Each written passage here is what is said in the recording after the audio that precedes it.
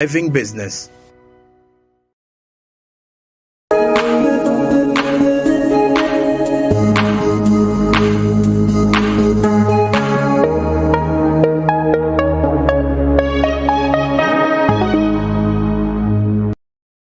Welcome yet again to another episode of Women in Business. I'm Doreen Kemcha. This is Women in Business on Smart 24 TV. Now, we are keen about three things: the inspiring journeys of women in business, the mentorship journeys that they have gone through, as well as the linkages to resources. Those particular core foundations are what hold women in business together.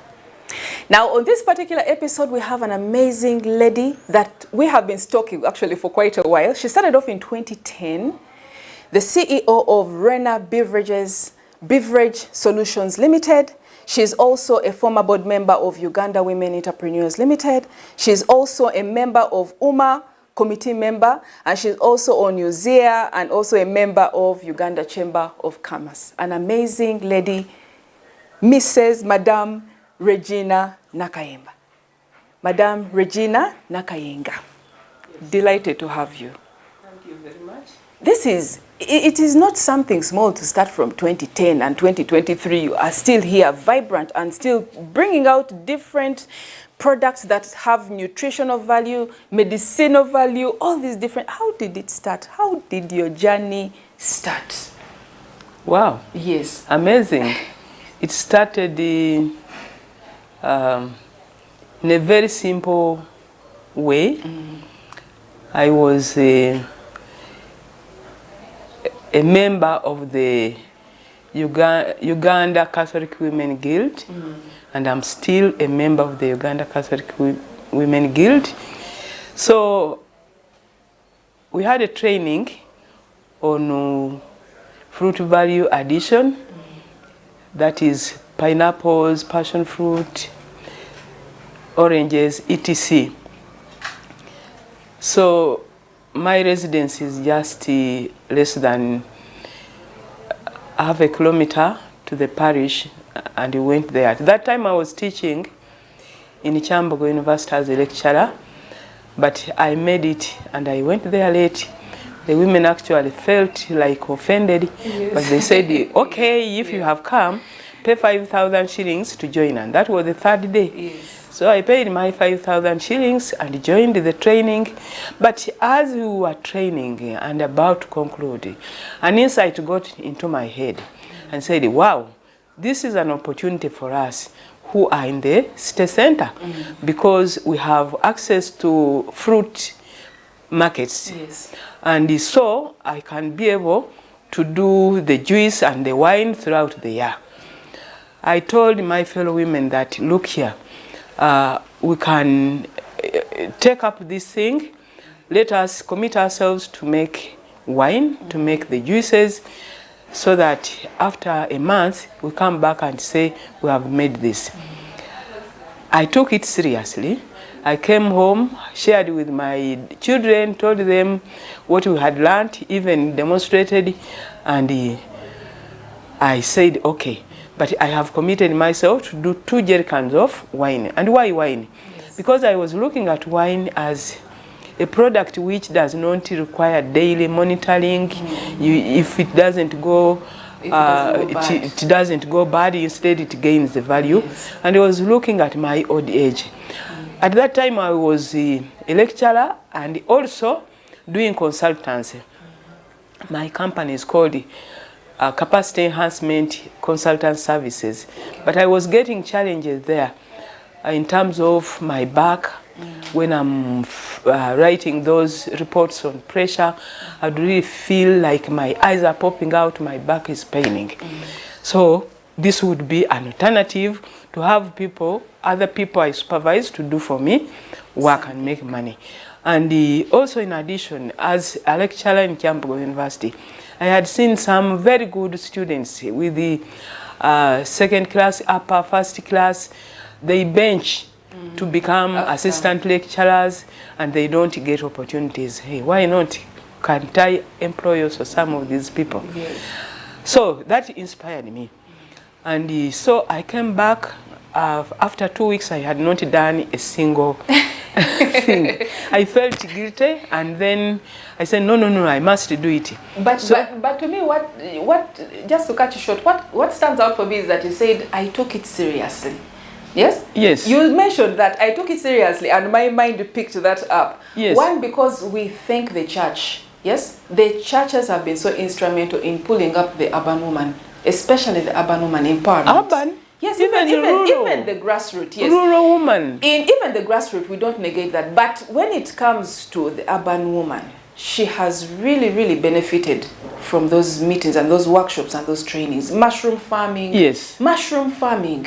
A lot of the different agriculture that you can do in all your the urban compound. Farming. Literally, everything. Backyard farming. Yes. And the cottage industries. All that, really. Apart, the church, I actually have to really stress it, the church has really been so instrumental. Of course, there are different organizations that have really been in partnership. But you find that the initial input, the awareness, is done by the church. Yeah. I have trained several churches, Anglican, SDA, and the others, other members, and it caught on. I'm happy. I'm happy. But also another thing you mentioned seriously, out of the 80, 125 women per cohort that go there, how many actually start off? How many? Because there is that excitement. If you get 3, yes, out of that number, it's good. Who even survive 2 years, who survive 5 years, 10 years, like now, the people we started with, they all dropped off. All dropped off. And actually, when we made the first batch of wine, the next thing was, where is the market? Because the group made wine, but the thing was, where is the market? Then when we sold it, where is our money? Okay. Then we gave them the money, and then it's too next little. that was that. Give me my money. They put it in the pocket, and that was that. You see? So when you mention seriousness, because I have participated in some of these trainings, and we come so many, we're very excited. Yes, and I'm a culprit in some of them, by the way. You just get so excited, and then after some time, mine was mushroom farming. You know what I call them? The what? I call them, don't feel offended, but that is the fact. Yes. You have seen the pools of water after the rain. So they get there, the pool is full. Yeah. And it can't move. Now a lorry comes or a car comes, it passes through. Into the water splits, and then it says, we have gone. Yes. And then soon after, it comes back and settles back where it was before. Where it was before, waiting for another vehicle to come. And that is until when maybe the sun comes and it all dries, when it has not even been utilized fully. So if women, we do not stop that, and we say, if I have been aided to see a new opportunity, let me tap an opportunity. For example, let me dig a channel on that pool of water to run into my, or let me fetch the water and put it in my garden. We are not going to. Because I'm wondering, I'm still fixated on that, even before we go to the next thing. Yes? Why is it you from 2010, I'm now thinking about all the other members. You even went there late. Yes, I was the last one. You were the very last one. The last one for the 3 days. I was the last one. And there were others who were there whom you found. Yes. Now imagine, the empowerment has to actually be activated into an action. Otherwise, it just remains nothing. It just remains knowledge that was passed on but is never used. Yeah. Yes. Now with you, we move on to the issue of the health, your health during that time. Yeah, my health during that time, it was being constrained by the nature of work I was doing. And I had also learned that if you are stressed, remove the stressor. So what was my stressor? It was the consultancies. Yes. For my eyes and my back. So to remove the stressor, I can engage in another activity where I'm not involved in that physical exercise. And then there is also care soccer, let money make money for you. Yes. So employing other people to do work which I can benefit from financially while they also benefit, it becomes very interesting. And later on I picked the insight of the value chain, the supply value chain. So if I'm at this end doing the production, how does it benefit other people? I looked at that, and our first concept for our business was let us provide quality organic products on the market for wealth and for health and wealth. For health and wealth. So that became our vision. Yes. So people who would drink our products would find them healthy, and then they would have time to do their work and become wealthy. Yes, yes. Then those people who are growing the food crops and those people who are in the market selling the food crops, the fruits, would also find wealth from that, because I observed that many women had heaps of rotten pineapples and which were just thrown on the garbage. True.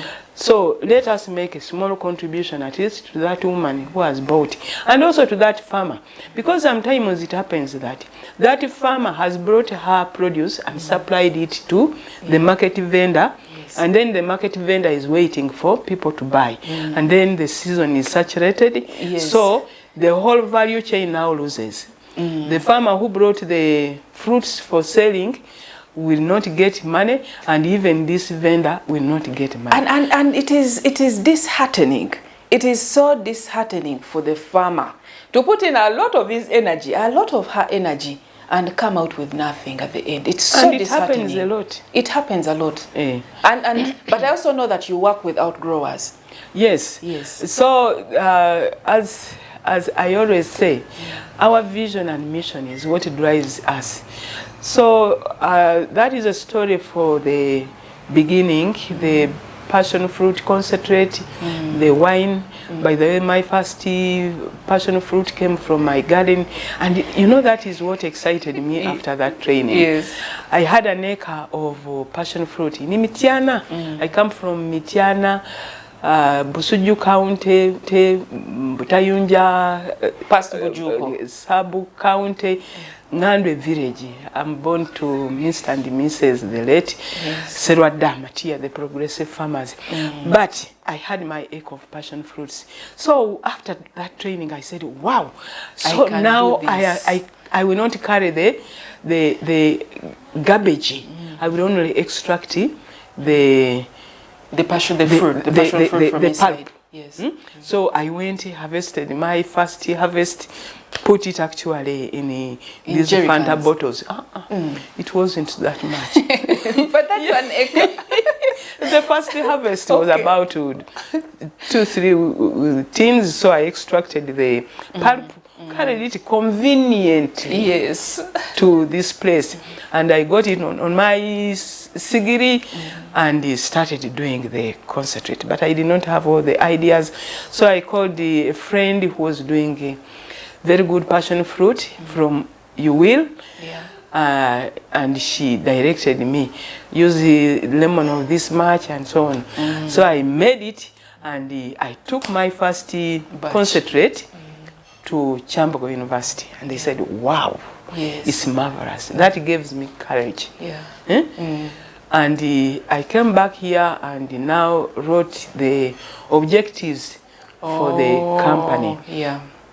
So I was looking at those mothers who leave their children at home, and the children are ready to take juice, but oftentimes the nana or whatever, the house lady, the nanny, the nannies, either use the the sieve which is not well cleaned, and then the next thing, the child has infection.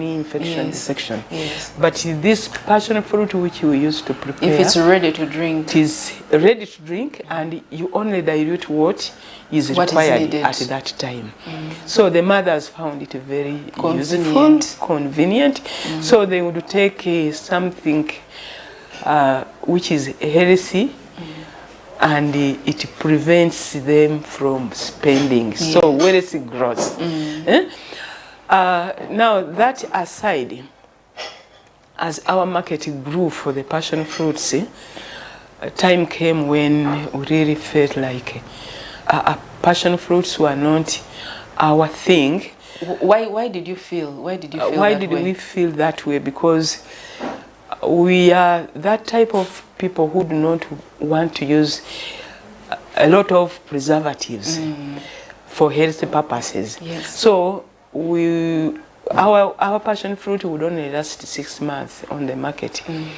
And the vendors or the outlets wanted something which that would go longer, and the color would also fade. So we felt bad. If we added preservatives that could push it to a year, felt like it's not good for health, because we eat what we produce, by the way. So we started reducing that. But in between, we had also discovered hibiscus. And how did I discover hibiscus? Much as I had drank hibiscus in Tanzania, but when we started making wine, we explored other wines, and we went to the supermarkets, found Treasure wine, Better wine, and other wines. They had the red wine. When I bought it, it tasted nice. So I again asked Kulika where we can learn how to make it. The red wine, the hibiscus wine, and they gave me a gentleman whom we went to visited, and the wine was marvelous. So we hired him to train us in a hibiscus wine. And when we took it on the market, everybody was saying, wow. It was good. So now as I was doing the wine, that is purely for money. But going backwards, because I'm trying to find out the motive behind it. Do you think you're being able to seek out, because you went, bought different wines, checked them out in the supermarket shelf, and then bought and tested, just so that you can try and see how far to go with a different variety of wine, away from the passion fruit that you had started with? Is it because you were, I would want to find out your thought pattern. Is it because you were educated and were not going to be comfortable with one niche? You already had a vision for your company and wanted to move it different? Why is it that you were able to do that, and maybe Madame B, the other side, is still stuck on one thing? Why do you think? I have an inquisitive mind, and I'm also visionary and strategic. So we had the pineapple wine, which we had made, but I definitely knew there would be other different options. So I went out with that inquisitive mind to find out what else is there. What else is there on the market, especially what is there made by Ugandans. That's when I found the different varieties. Yes. And I was making also wine from the passion fruit, especially the residues, white wine. I was making wine from jackfruit. From jackfruit? Yes. From my jackfruit in the compound. Yes. I would make wine, and it was nice. Did others test it as well and found it? Very nice, especially when it has been there for about 2 years. It tastes marvelous. But Madam Regina, you've always been very, very quick to try out different things. When I first heard of okra coffee, yes, I said, this one here, I don't understand how it happens. One, because okra is that sort of, it's that sort of thing. You either like it or you don't like it. It is slimy. It has a very different, a different taste. So even when you talk to other women, they will tell you plainly, I would want to eat it for its nutritional benefits, but the sliminess is just too much. Now you come and I find you are making coffee out of it. You know, I think I have an entrepreneurship mind. Yes. For me, when there is a problem, I look for a solution. Yeah. Why am I saying that? Let me finish with the okra you have mentioned. The ladies like okra because it stimulates female fluids, it balances female hormones. Yeah. And the majority of the women think that okra is just for libido. But okra has many other health benefits for both men and women, for children, for the elderly, and so on and so forth, when you look at the nutritional information. But are they actually myth? So it's been scientifically proven that okra does? Now yes. That has it been scientifically proven?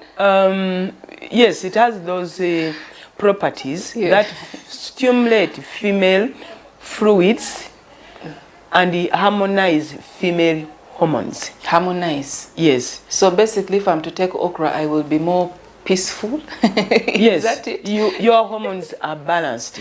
And you as a woman, yes, you have two types of fluids in your body.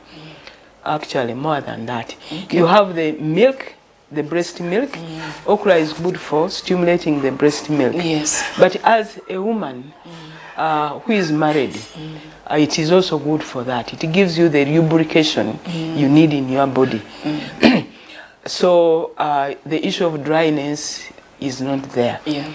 And then for the breastfeeding mothers, definitely the milk will come spontaneously. And then also your peace of mind, and it stops body inflammation. By the way, it works on joint problems. I've heard it really does also. Yes, it has a number of things, and my customers are varied. They are not only women, but people with the pressure, with the sugar, with the ligament problems. Yeah. They find it very comforting, and it has a creamy taste. So back to the innovation. If women want to take okra for those reasons, but it is slimy. Personally, I don't like it. You don't like it? I don't like the actually fresh okra. Yes. That thing reminds me of many things. Okay, Willie. Yeah. So I don't like that. However, looking at the seed and using my brain and my science, the seed is the most richest thing because it absorbs all the nutrients from the fresh growing yes pod. So it has all the richness and all the nutrients. Roasting it and grinding it, it gives the option to those people who wish to take okra but don't like that. So for me, my inquisitive mind and entrepreneurship mind is always saying, how else can it be done? Okay. How can it be done differently? Sometimes I listen to people's insights, sometimes I see what others have done, and I usually do it better than them. And right now, based on the entrepreneurial spirit that you have, the getting out, we would want to find out, but we're going to take a quick break, a very quick break, and we'll be right back to especially talk about, yes, now that you started off with an entrepreneurial spirit, now that you have gone out to actually come out with different products, what other thing kept Rena up and going? Let's take a quick break, and we'll be right back after this message.